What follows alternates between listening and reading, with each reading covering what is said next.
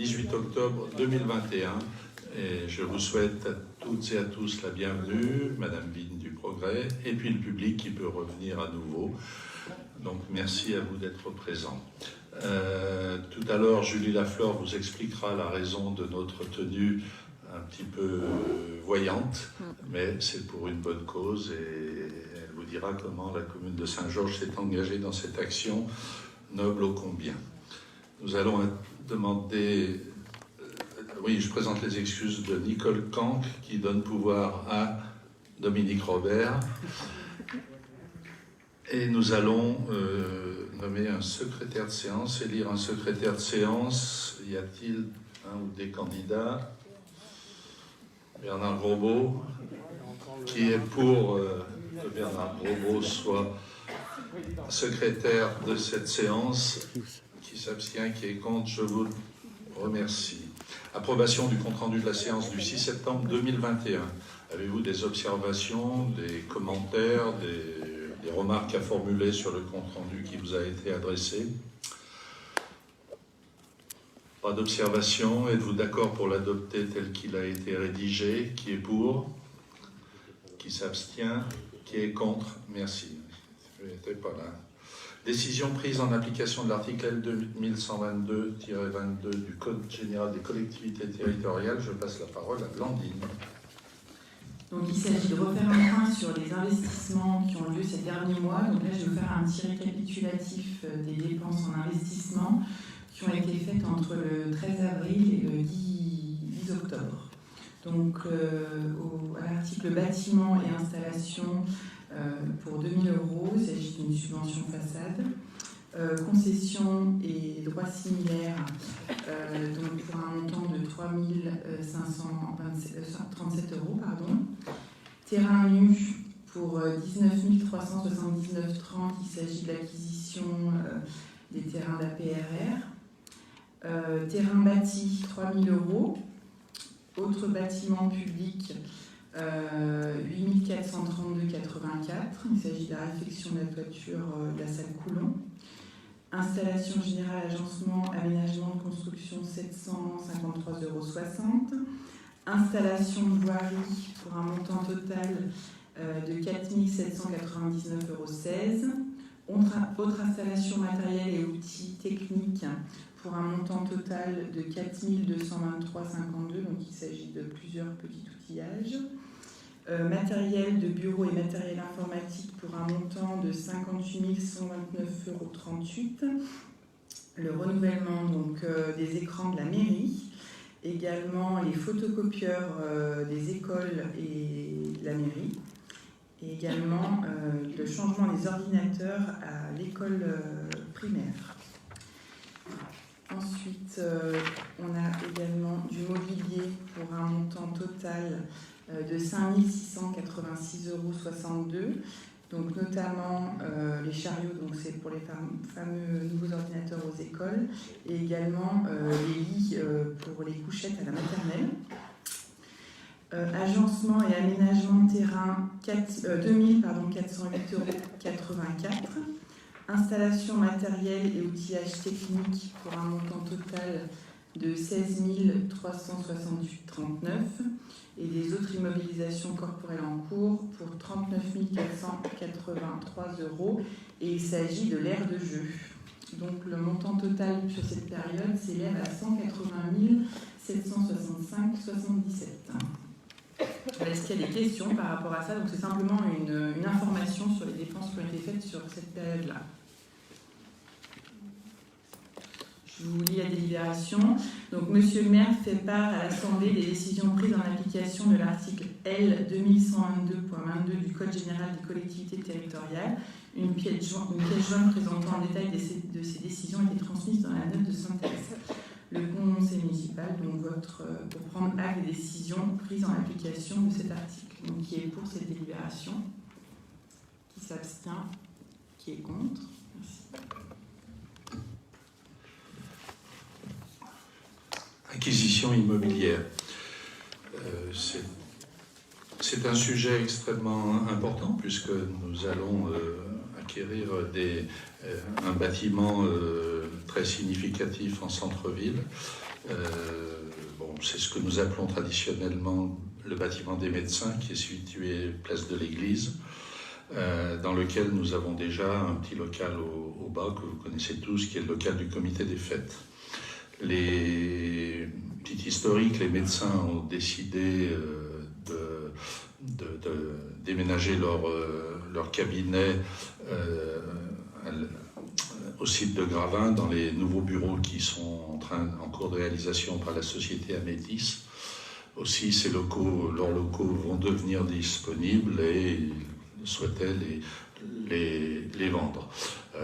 La commune s'est montrée intéressée et depuis un peu plus d'un an, nous avons des discussions avec eux, et y compris avec les services des domaines, pour essayer de définir les conditions dans lesquelles la commune pourrait se porter acquéreur de leurs biens.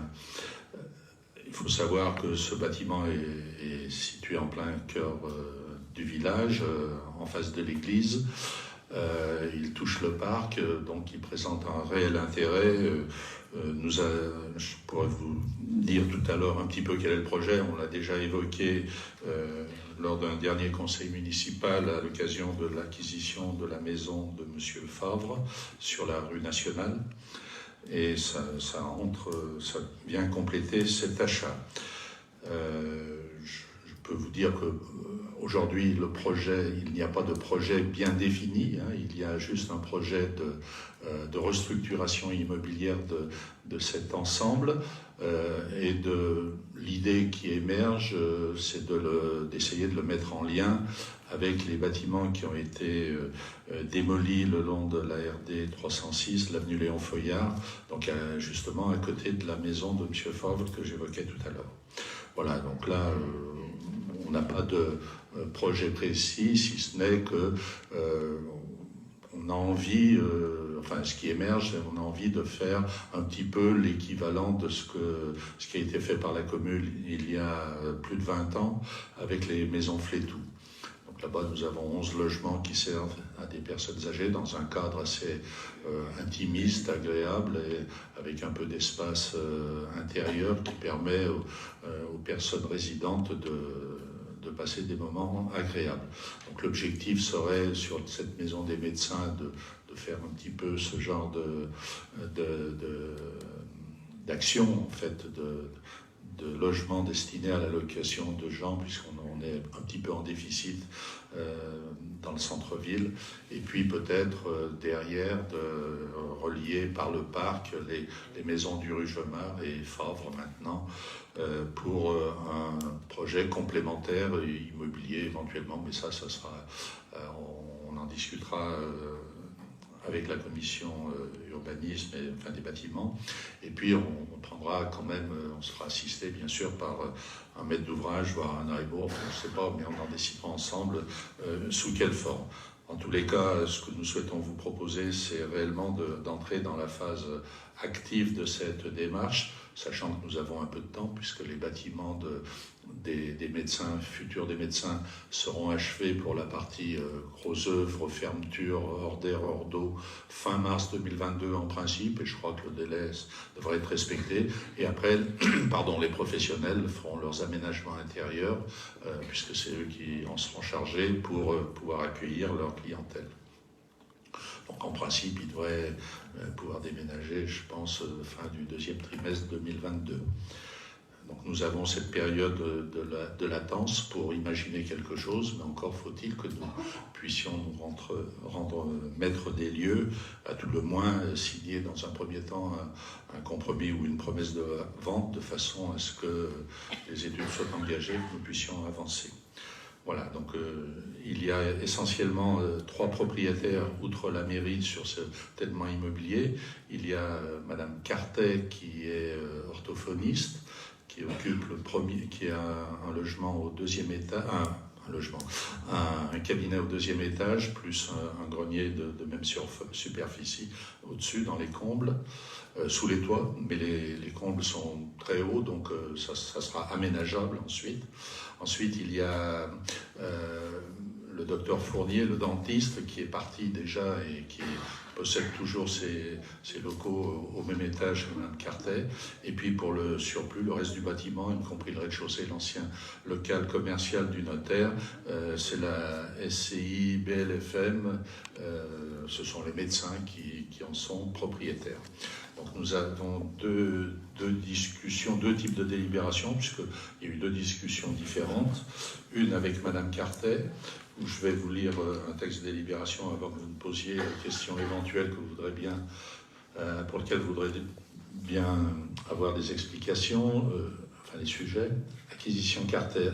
Le maire demande au conseil d'approuver le principe d'acquisition des locaux appartenant à Mme Sylvie Cartet aux 40 places de l'église, 69 835 Georges Ronin. Ces locaux situés sur la parcelle B 222 comprennent un bureau de 105 m² au deuxième et un grenier de 105 m² au troisième. Un accord de principe a été trouvé moyennant un prix de 135 000 € hors frais d'acte.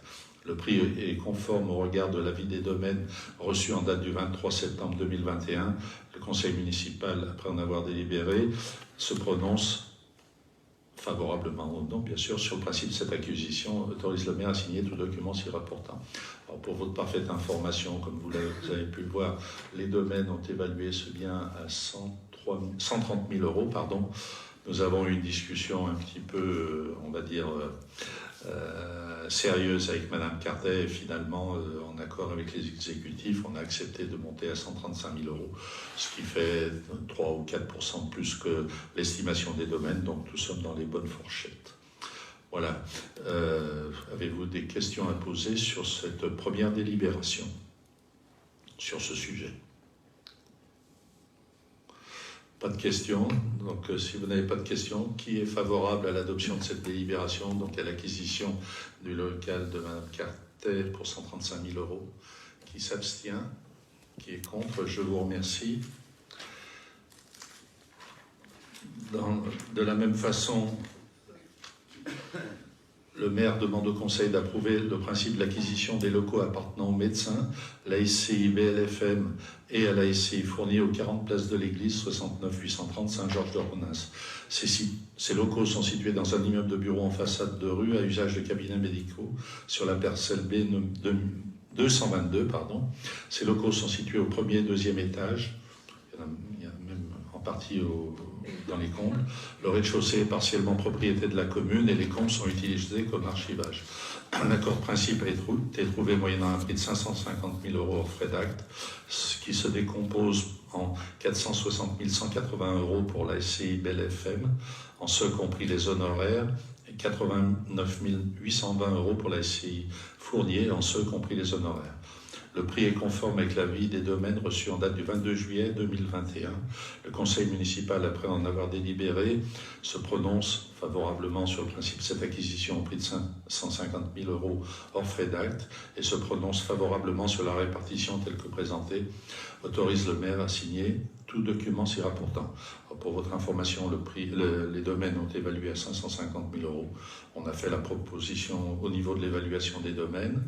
Et puis la répartition, elle s'est faite d'un commun accord entre les deux SCI, BLFM et SCI Fournier, puisque on ne s'est pas entré dans ce débat, mais c'est la raison pour laquelle il y a une seule délibération, puisque c'était une discussion d'ensemble.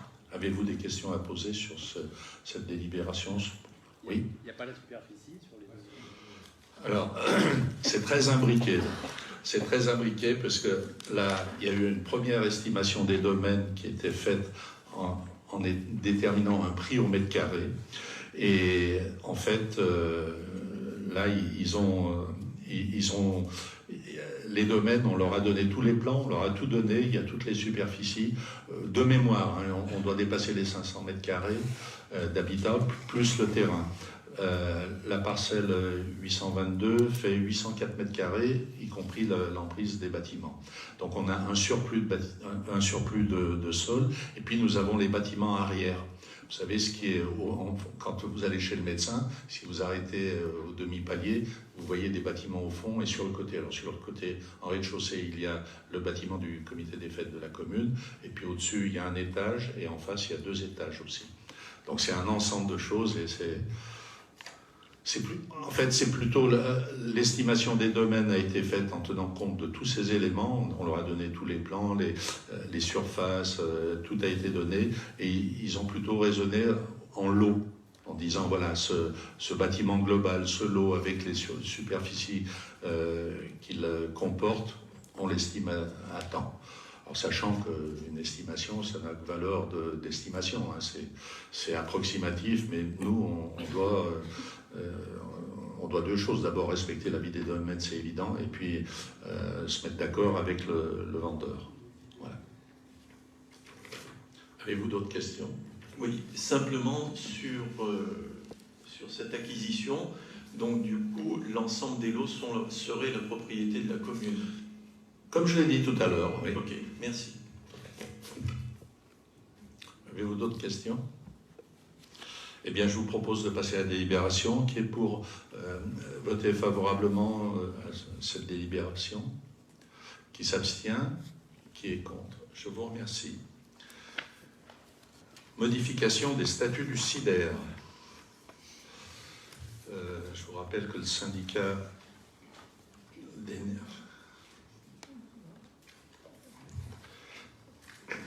Alors, je vous lis le texte.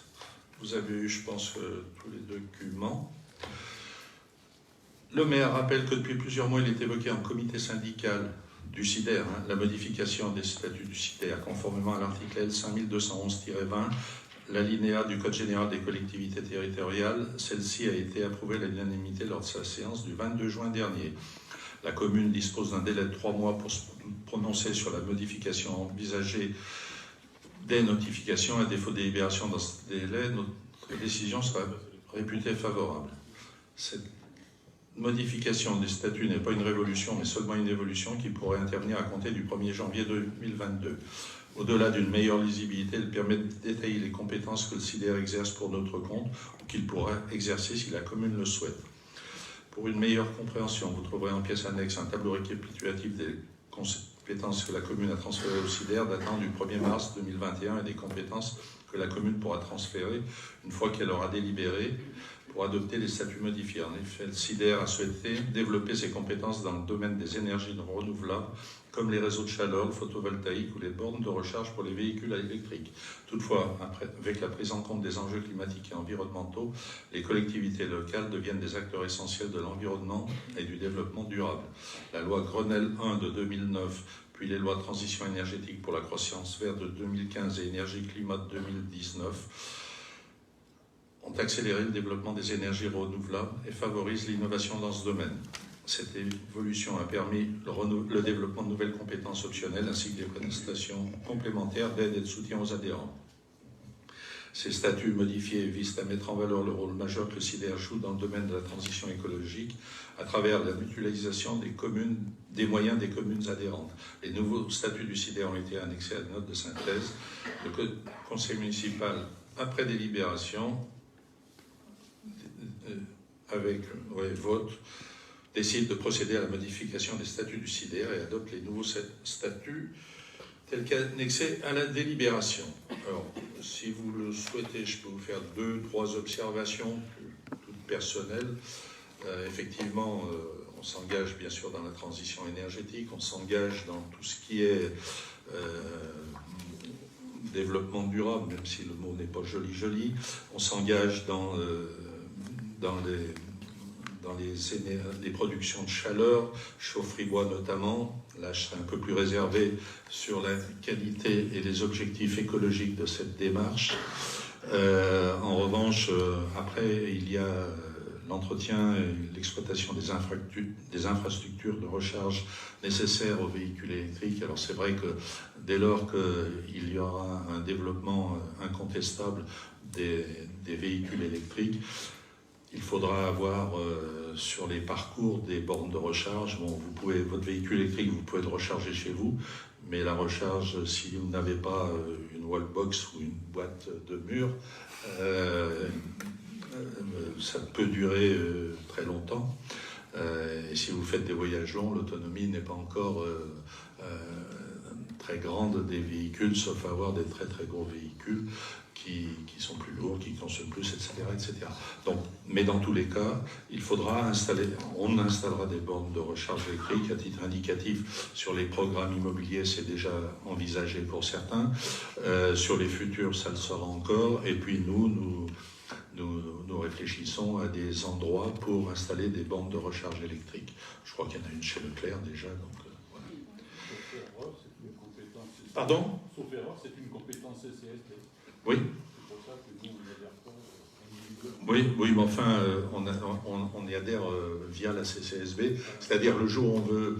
Aujourd'hui, si vous voulez, on peut être aidé pour l'installation de bornes de recharge. Donc elle est prise en charge jusqu'à une certaine puissance. Donc c'est surtout les recharges lentes. Et bientôt, ça va être les recharges moyennes. Pour les recharges rapides, il faut compléter. C'est un investissement qui doit être de l'ordre de 20 000 €. Et puis, il faut des postes de 36 kW pour des postes doubles. Donc, c'est quand même... il faut être très judicieux dans le choix. À titre indicatif et anecdotique, à Belleville, ils en ont installé vers l'aire de covoiturage et puis vers les gares. Et la difficulté, c'est que la personne qui vient la première le matin se met à la borne de recharge et la borne de recharge ne sert plus à personne, hormis à cet usager. Donc c'est pas le meilleur endroit, il faut se mettre dans des endroits qui tournent, qui sont évolutifs. C'est la raison pour laquelle il va falloir s'adapter, il faudra trouver les endroits les meilleurs pour cela. Et puis, pardon ? Près des commerces de préférence et sur des zones où on est certain que les gens ne restent pas. Il faudra peut-être arriver à d'autres moyens pour pas que des gens cannibalisent des places et qu'il y ait réellement une rotation de façon à ce que tout le monde puisse le maximum puisse bénéficier de ces bornes de recharge. Après, dans ces statuts, globalement, je schématise, il y a les énergies éoliennes. Alors, bon, on pourrait en mettre au pétière, mais ça ne marchera pas très fort. Donc là, on va passer sur ce sujet. Et puis, il y a surtout le photovoltaïque. Et là, alors la part de photovoltaïque à développer est très large. Ça peut être des ombrières, ça peut être des panneaux installés au sol, ça peut être différentes choses. Mais là encore, il faut identifier des sites qui ne soient pas des sites purement agricoles, ou alors il faut qu'il y ait quand même une agriculture, et là aussi des essais sont faits avec l'agriculture de façon à pouvoir mettre du photovoltaïque tout en ayant une activité agricole sur les terrains concernés, pour ne pas avoir une artificialisation poussée du fait de ces panneaux photovoltaïques. Donc il y a tout un tas de choses qui se mettent en place, et on va adhérer dans un premier temps si vous en êtes d'accord, puis après on verra à identifier des lieux qui peuvent être propices pour ce type d'activité, pour autant que la commune le souhaite ou y trouve un intérêt dans le cadre de cette nouvelle transition écologique. Mais les choses vont encore évoluer dans les semaines et les mois à venir, et il y aura beaucoup à dire effectivement sur ces sujets qui deviennent extrêmement prégnants et auxquels il faut que nous participions activement si on veut bénéficier de tout ce qui se fera dans le futur. Voilà. Avant que... avez-vous des questions à poser sur ce sujet, avant qu'on passe au vote, si vous le souhaitez? Pas de questions, c'est limpide. Je ne suis pas sûr d'avoir été parfaitement clair, mais bon, je suis... Le vote aujourd'hui porte simplement sur la modification des statuts, c'est rien. Pour nous, ne change rien du tout. Tout à fait. Oui, mais en fait, j'essaye de... Parce que j'amène... On va voter les statuts. Non, il faut expliquer un peu. Je ne meuble pas, mais je... Oui, Olivia. Non, mais de ce que je comprends, ça va changer en ce sens qu'on aura... Je vais parler... Non, vas-y, parle au micro. Là, ça va. En ce sens que nous, on pourrait demander des subventions, c'est ça, si on installe des bornes, ou si on... Et donc des bornes de voiture ou des bornes de vélo, par exemple. Enfin, je sais pas. Hein, c'est ça? Oui. Ce qui n'était pas permis aujourd'hui parce que la compétence n'était pas. C'est ça? Alors, aujourd'hui, nous sommes adhérents au CIDER. Par conséquent, dès lors que le CIDER, lui, décide de prendre cette compétence et d'encourager cette action, nous sommes adhérents au CIDER. Mais pour être beaucoup plus lisible et beaucoup plus pertinent dans sa démarche, le CIDER avait besoin d'adjoindre de manière forte cette démarche dans son mode de vie, donc dans ses statuts. Et c'est la raison pour laquelle ces statuts sont modifiés. Donc c'est inscrit dans le marbre chez le SIDER. En complément, le SIDER, les communes adhèrent au SIDER et les communautés de communes aussi adhèrent au SIDER à part entière. C'est pour ça que des fois, on est sur les deux. Pas d'autres questions? Qui est pour l'adoption de ces nouveaux statuts pour le SIDER? Qui s'abstient? Qui est contre? Je vous remercie.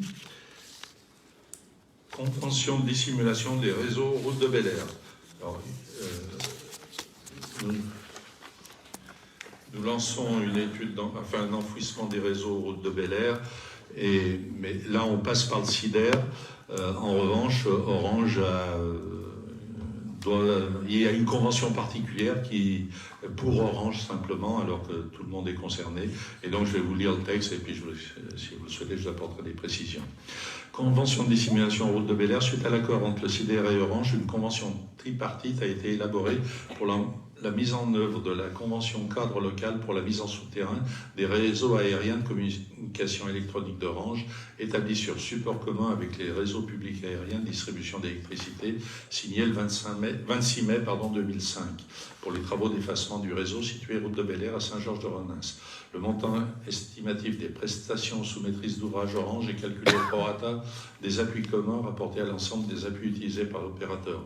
La participation financière d'Orange, fixée en cohérence avec l'enveloppe budgétaire allouée et affectée en application des dispositions de l'article L 2224-35 du CGCT, est estimée à 12 727,45 €.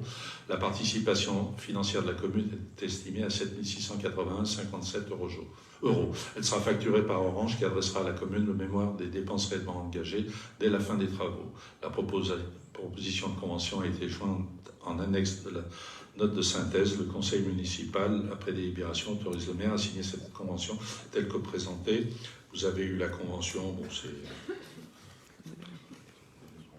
en fait, on va lancer les travaux d'enfouissement de la route de Bel Air, qui sont prévus depuis un certain temps déjà, en préalable de toute la suite qui sera faite en matière de réseau d'assainissement et de voirie.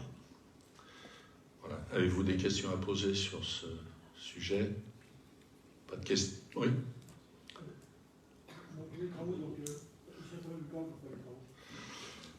Alors là, on est sur les poteaux, sur les effacements, donc ça va. Je pense qu'ils vont démarrer en 2023, hein, puisqu'on va étudier 2022. On va pas tout faire à la fois. On est bien en travaux sur Saint-Georges. L'année 2021-22 vont être extrêmement compliquées, donc il faudra être prudent. Pas de questions? Qui est pour l'adoption de cette délibération telle que je vous l'ai exprimée? Qui s'abstient? Qui est contre? Je vous remercie. Gratuité de location de l'espace culturel pour l'Interclasse 101. Florence? Non, Franck? Allez.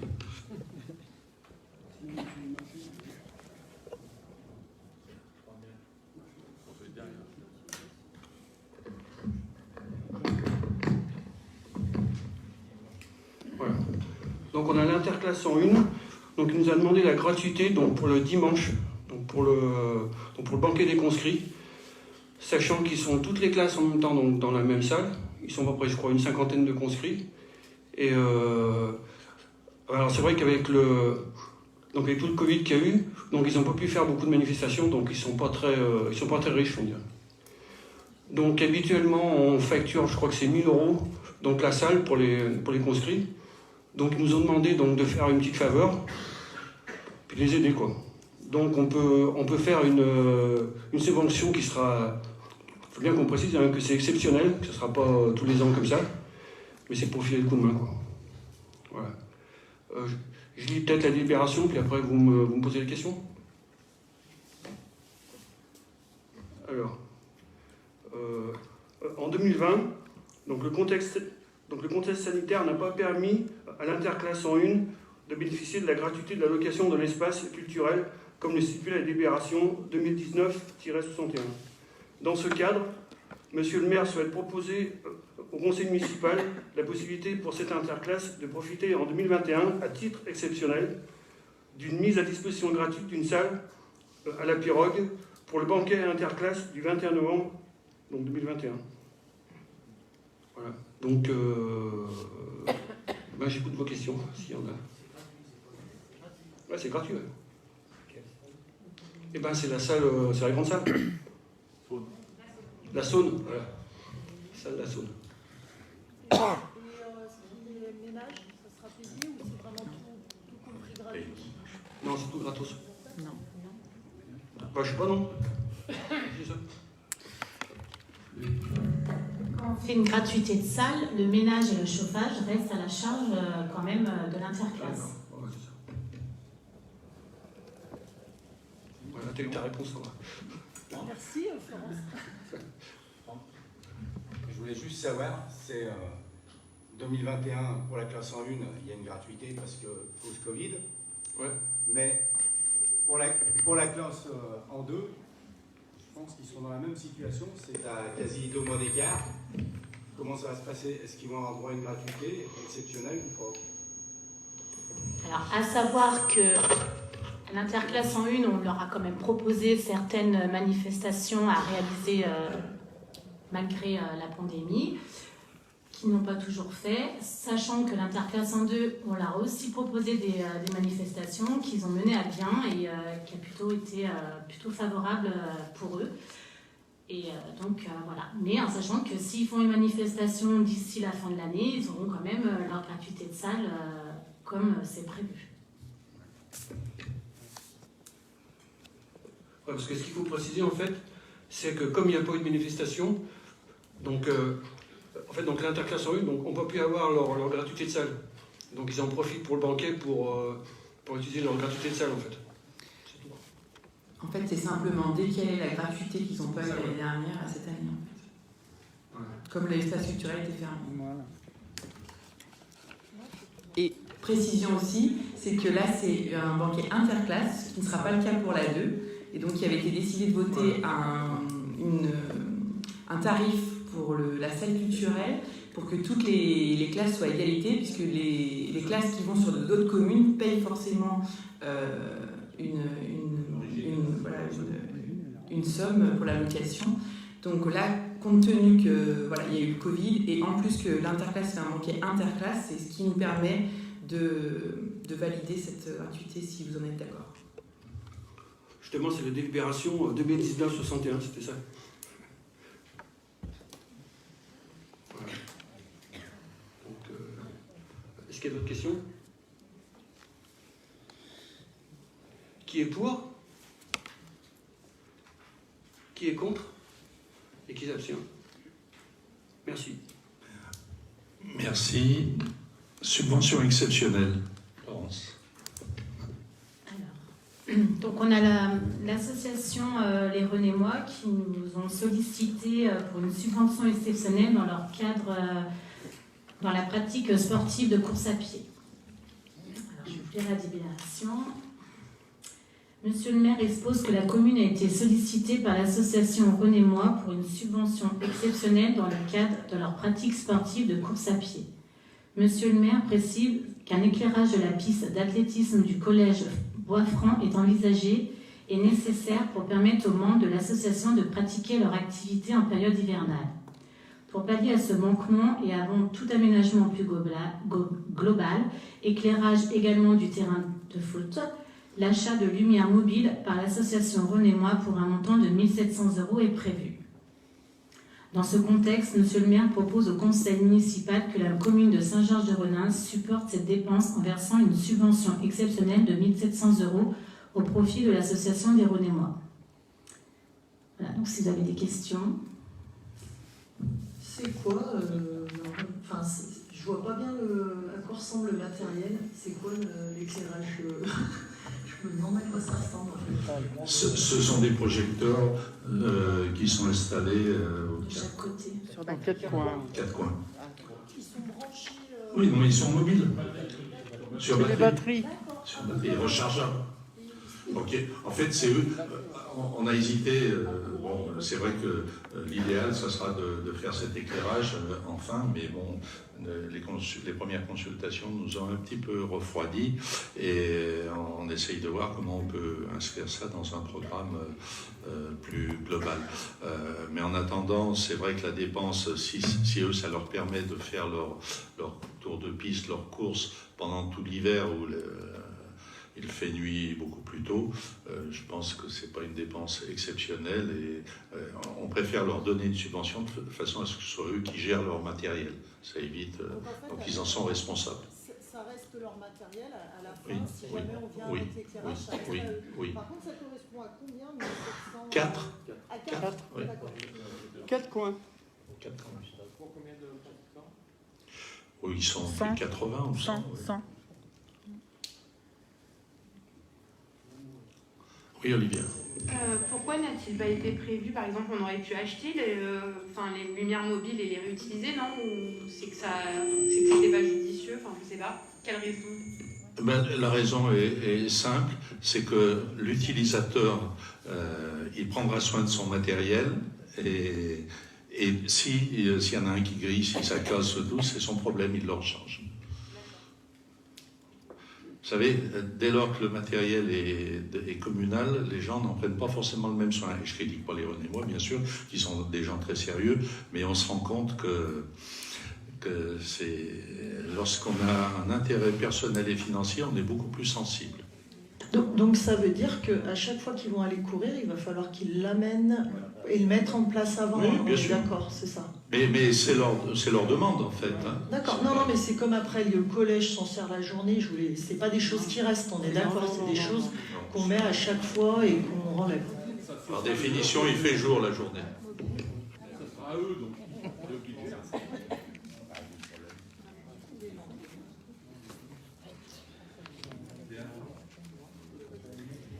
Donc après en avoir délibéré, le conseil municipal avec voix pour, qui est contre.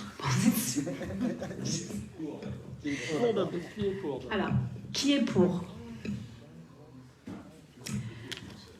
Bon ben voilà. Alors, accepte l'attribution d'une subvention.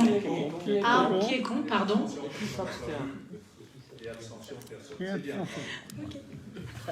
Allez, rapide. Bien, nous allons passer aux questions diverses. Et après avoir noté que samedi, il y avait beaucoup de manifestations sur Saint-Georges, et elles étaient toutes plus prestigieuses les unes que les autres, nous avons eu deux événements forts notamment. Le matin, avec les Octobre Roses, et je passerai la parole à Julie Lafleur pour qu'elle nous fasse un petit compte-rendu de son action, à mi-étape, on va dire, à mi-parcours. En tout cas, je tiens à remercier tous les bénévoles qui se sont inscrits, qui se sont installés au nom de la commune. Toi, tu le feras à titre personnel. Et les deux associations présentes, qui sont des belles associations, pour lesquelles ça vaut le coup de se démener, de s'impliquer. Et en tout cas, tous les élus, toutes les personnes qui sont venues en visite, qui ont joué le jeu et qui nous ont rendu visite et fait en sorte que cette journée fut une réussite. Je tiens à les remercier au nom du conseil municipal. Et je te laisse la parole, Julie, peut-être, pour nous dire où tu en es aujourd'hui.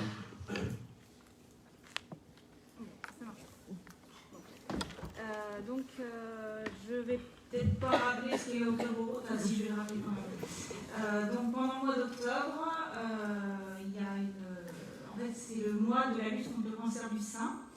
Donc la commune de Saint-Georges est mobilisée pour récolter les dons. Alors normalement c'est avant tout un mois de prévention. Donc pour les jeunes femmes ou les femmes, pour qu'elles se fassent dépister contre le cancer du sein. Nous on a commencé le 9 octobre. Enfin déjà non, les services techniques ont commencé dès le 1er octobre à décorer le village. Donc il y a eu de très belles décorations, dont le rond-point qui a fait fureur, le rond-point de Leclerc, bon, qui avec le temps c'est un peu moins joli, mais c'est pas grave. Au centre-village, il y a une belle banderole aussi qui a été mise et des décorations qui ont été faites par Sandra. Donc je tenais à remercier parce qu'elle a œuvré pour décorer ce rond-point. Donc ensuite, nous avons fait le 9 octobre, on a tenu la buvette du Motorall. Donc on tient aussi à remercier le Motorall qui a vraiment joué le jeu et qui a été vraiment sympa. Et ils nous ont offert la tombola, on a pu vendre nos rubans et ils ont fait un don qui est pas négligeable pour Octobre Rose. Donc la deuxième manifestation a été faite ce samedi, donc c'était l'atelier beauté bien-être. Donc on a eu 21 bénévoles qui sont venus et pas moins, on a dû faire environ 100 entrées, donc ce qui est quand même pas mal. Donc c'est pareil, je tenais à remercier toutes les personnes qui ont participé à cet atelier, qui ont permis la réussite de cet atelier, les élus, les habitants de Saint-Georges et autres, parce qu'il y a beaucoup de gens de l'extérieur qui sont venus aussi. Donc pareil, on a fait une belle récolte de dons, donc qui seront après reversés pour la lutte contre le cancer du sein. Et la dernière manifestation qui aura lieu, ce sera le 31 octobre au parc, donc au parc Montcherlet. C'est un concours de déguisement à partir de 15h30. Donc on attend les enfants de Saint-Georges et d'ailleurs qui viennent avec leur petit déguisement d'Halloween. On fera un lâcher de ballon, une vente de gâteaux et un lâcher de ballon pour clôturer Octobre Rose. Il y a aussi également une autre action qui s'est faite sur tout le mois d'octobre. Donc l'UCA a mis des petites tirelires chez les commerçants pour la vente des rubans roses. Donc ce sont des petites tirelires, vous pouvez acheter des petits rubans au prix de 2 € ou plus si vous êtes très très généreux. Pareil, l'argent est collecté par ces petites tirelires, donc tirelires qui ont été faites par l'EHPAD de Saint-Georges, donc les Jardins d'Anne. Et là, c'est pareil, je voulais remercier toutes les petites mamies qui ont œuvré à faire ces tirelires qui sont franchement magnifiques. Non, là, c'est les papiers. Voilà, donc les petites tirelires sont chez les commerçants. On les récupérera, on fera les comptes fin octobre. Et fin octobre, début novembre, on vous dira, on vous dira tout ça. Et aussi, il y a aussi tout le mois d'octobre, il y a beaucoup de choses. On compte aussi sur les équipes sportives de Saint-Georges-de-Renins, donc foot, hand, motorboard, c'est fini, mais on sait le score. Donc chaque but marqué à domicile par les équipes de Saint-Georges sera donc la totalité des buts, on versera une somme, pareil, qui sera ensuite transformée sous forme de don, qui sera versée à l'hôpital Léon Bérard. Donc voilà, écoutez, il reste encore quelques jours pour finir ce mois d'octobre, donc n'hésitez pas à vous rendre dans les commerces pour acheter les petits rubans roses.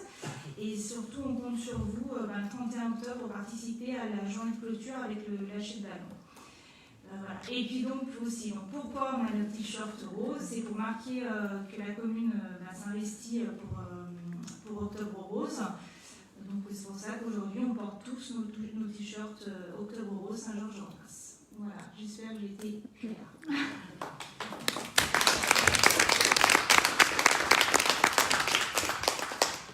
Tu as été plus clair et nous te félicitons pour cette initiative. Bon, tu as une équipe autour de toi, donc on félicite tout le monde, mais il faut toujours un animateur dans une équipe.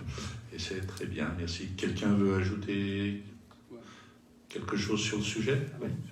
Non, mais sur le sujet. Bien. Et deuxième manifestation ce samedi dernier, puis après je donnerai la parole à Bruno. Deuxième manifestation, les JSP. Nous avions le cross des JSP et il y avait des pompiers également au niveau départemental. Donc il y avait plus de 900 participants à la course et avec les encadrants autour, on devait être plus de 1200 personnes dans le parc. Nous avons eu la chance d'avoir un temps exceptionnel et puis ça s'est bien déroulé et il faut reconnaître que les JSP, une fois qu'ils avaient fini, les jeux de boules ont été tracés pour le tête-à-tête du lendemain matin et il n'y avait pas un papier qui traînait. Tout était bien, c'est très agréable de voir comment se sont comportés ces jeunes et ça fait partie de de leur gêne maintenant, une fois qu'ils sont JSP. Voilà, je ne sais pas si quelqu'un veut ajouter sur ce sujet quelque chose. Non. Franck, tu étais là. Il y en a. Non. Bien. Il y aura un petit article dans Saint-Jean. D'accord. Bruno. Non, justement, c'était pour parler du Saint-Georges Info, parce qu'on ne l'a pas évoqué, puisque le dernier conseil n'existait pas encore, le Saint-Georges Info numérique, qui est en place et qui est un support qui est vraiment bien. Donc c'était pour insister là-dessus. Et puis pour, justement, enfin, il est alimenté déjà par pas mal d'articles. Donc je pense que ça va continuer, je pense, comme ça. Et surtout, enfin, ce qu'attendent les gens, enfin, moi, ce que j'entends, c'est surtout à Saint-Georges, c'est les travaux et tout ce qui est projet d'école, enfin, tous les projets dont on a parlé depuis le début, la traversée des poids lourds, les travaux, enfin voilà, c'est savoir un petit peu si ça va être alimenté par ces sujets-là. Est-ce qu'on sait un petit peu les échéances, où on va dans comment ça va se passer, dans quelles échéances. Voilà. Alors, l'objectif de la communication, c'est effectivement de communiquer, hein, a priori, donc de donner des informations, mais encore faut-il que les informations soient exactes, vérifiées, et que nous en soyons maîtres. Or, par exemple, vous parlez de la traversée poids lourd, ça fait 3 ans qu'on est sur ce sujet, et bon, je l'ai encore rappelé au sous-préfet, c'était vendredi dernier, j'étais avec Bernard et Christian, pour essayer de faire avancer ce sujet qui nous perturbe beaucoup. On a un flot de camions qui vont sur Libertech. Rien que Action, c'est 150 camions par jour. Il y en a d'autres, malheureusement. Il y a Hartmann, il y a plein de choses.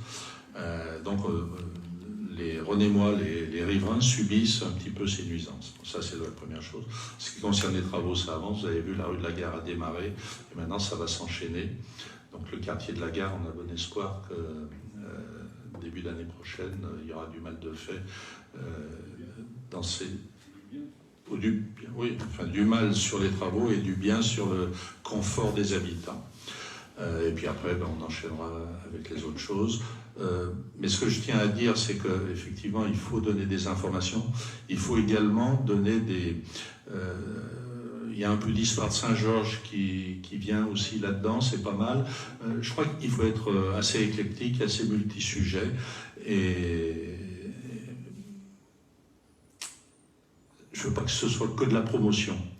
Il ne faut pas que ce soit des fanfaronnades, il faut que ce soit neutre. C'est pour ça qu'il faut que je demande que les articles qui soient faits soient réfléchis. Hein, qu'on n'ait pas des trucs un peu, des contre-vérités comme on peut voir par ailleurs. Donc il faut que ce soit des choses exactes et que ça fonctionne bien. Voilà, je ne sais pas, monsieur le roi de la communication, tu veux dire quelque chose ?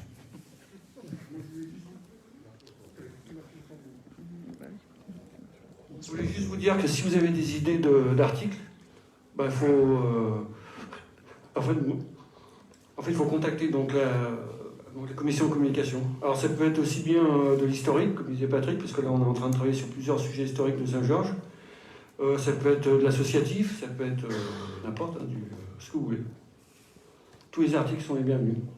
On a déjà des idées, c'est-à-dire qu'on a un stock qui va sortir, mais on prend quand même toutes les idées.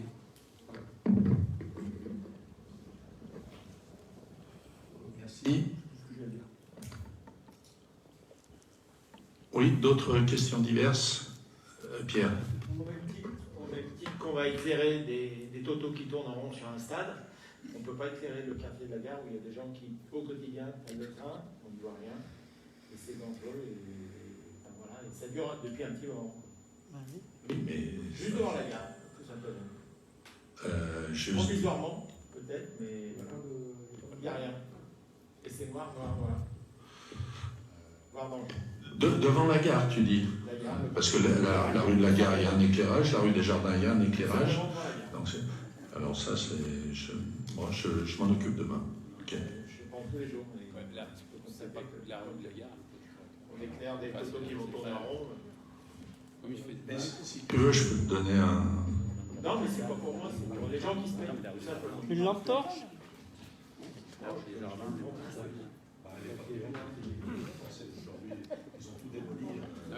Mais peut-être pour le prix de 4 lampadaires, on peut en avoir un 5e gratuit, je sais pas.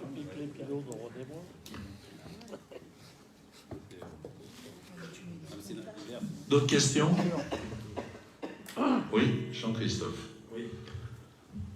C'était pour donner un peu des informations sur la continuité justement des problèmes qu'il y aura sur la gare, et entre autres pour le bistrot de la gare. Donc on a reçu les documents comptables du bistrot pour analyser sa situation. Je dirais qu'on pourrait considérer qu'il y a deux événements majeurs. Il y a la première année de confinement 2020, où effectivement, malgré tout, le bistrot a pu tenir. Et quand on analyse les comptes, il a même, puisqu'il y a eu des aides qui ont été consenties, soit dans le fonds de solidarité, soit dans le cadre du PGE, donc en sortie 2020, sa situation est satisfaisante, puisqu'il y a même un peu de trésorerie, et qu'elle a augmenté. Pour autant, il y a 2021. Par contre, 2021, on n'a pas eu de compte, donc on n'a pas pu analyser la situation. Visiblement, il y a des problèmes d'exploitation. Il y a forcément eu une baisse de chiffre d'affaires, bien évidemment, en 2020, comme pour beaucoup d'entreprises qui sont dans le même cas. Mais 2021, on n'a pas eu de résultats financiers. Ils vont forcément être accessibles au printemps. Donc je pensais qu'il fallait rester peut-être à l'écoute du bistrot, parce qu'on a besoin de nos commerçants et on a besoin de ce bistrot en face de la gare. Et peut-être analyser, quand les bilans de 2021 seront disponibles, sa situation financière, parce que rien ne dit, et je pense que c'est valable pas seulement pour cette entreprise, mais très certainement pour d'autres entreprises, que les difficultés risquent d'apparaître en 2021. Sachant qu'en plus, effectivement, il y a les travaux de la gare, et comme le soulevait Pierre tout à l'heure, il y a des fois, en face de la gare, on voit rien du tout le matin, et le matin va être de plus en plus sombre, puisqu'il y aura moins de lumière et que le jour va se lever de plus en plus tard, donc de plus en plus tard, oui.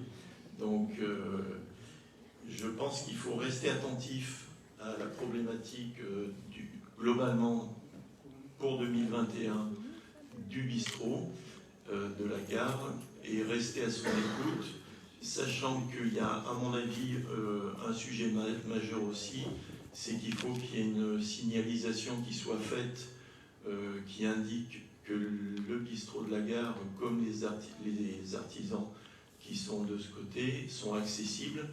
Or, même que quand il y a eu les gros travaux pour d'électricité cet été, des fois la rue était marquée barrée, personne n'osait prendre la rue, que ce soit à partir de la rue des Jardins ou à partir de la rue de la Gare. Donc du coup, ça aide forcément à ce qu'il y ait une baisse de fréquentation substantielle, voire même importante. Donc je ne sais pas si tu avais quelque chose à ajouter, Franck ou Pierre, puisqu'on a travaillé sur ce dossier, mais je vous laisse la parole aussi si vous avez quelque chose à ajouter.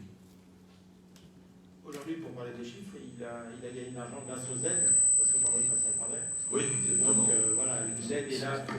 Malheureusement, il est obligé de se séparer d'un employé, donc c'est une charge salariale en moins, même s'il a eu l'aide au chômage partiel. Mais malheureusement, il a dû s'en séparer et ben, il est obligé de bosser tout seul. Quand on a des rendez-vous professionnels pour la banque, pour je ne sais quoi, ben, il est obligé de fermer une journée. Donc ce qui veut dire aussi que sur l'année 2021, comment ? Le banquier peut se déplacer. Il peut aussi. Et il faut être disponible pour lui consacrer une demi-heure dans un coin du bar, parce que ben, on est dérangé par un apéro. Comment ? C'est pas une journée de perte. Non, mais il vaut mieux la confidentialité que les oreilles qui écoutent. Après, il faut rappeler que l'assurance économique, en plus, elle n'est pas forcément de la commune, c'est plus de la CCSB. Alors nous, ce qu'on procède, c'est peut-être contacter la CCSB pour voir s'il reste encore des fonds d'aide.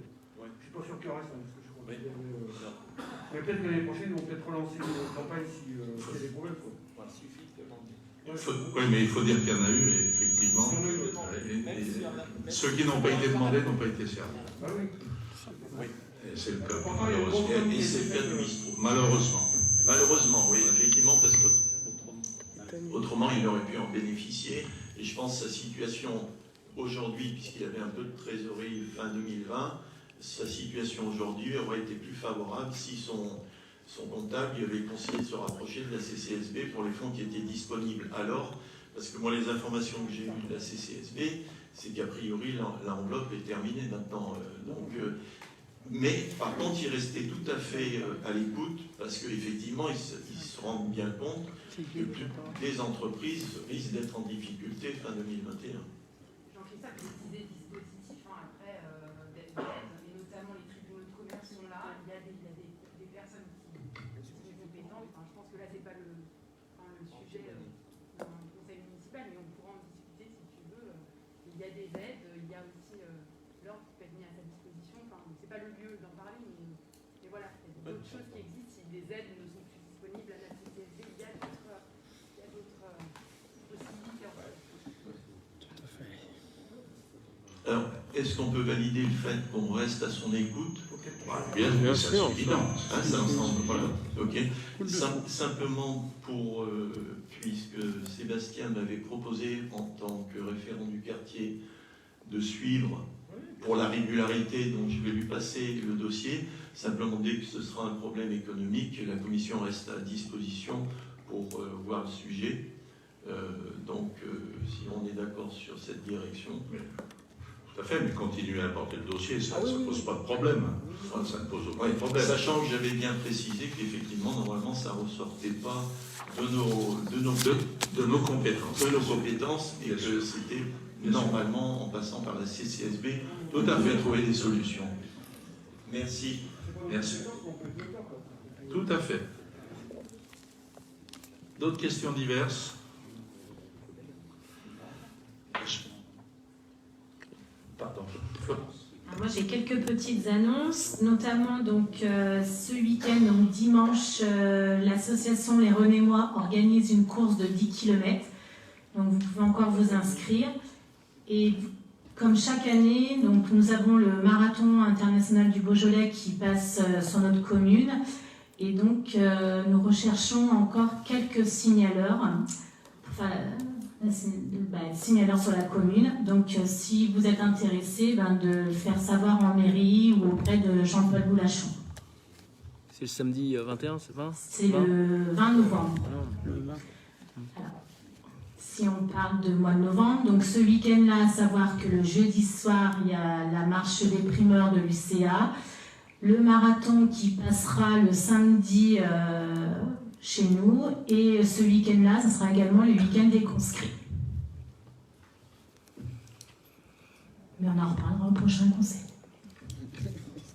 Justement, je vous propose, s'il n'y a pas d'autres questions diverses, de conserver le prochain conseil au 15 novembre, enfin de le mettre plutôt au 15 novembre 2021 à 19h30, si cet horaire vous convient. A priori, il sera aussi public, puisque maintenant, je pense qu'on va plutôt dans le bon sens, ce qui est une bonne chose. Voilà, pas d'observation sur cette date. Eh bien, je déclare clos ce conseil municipal du 18 octobre 2021 et vous remercie pour votre présence et votre participation très active. Bonne soirée. Et merci de vous mettre en groupe tous devant, là, que je vous prenne en photo. Ah.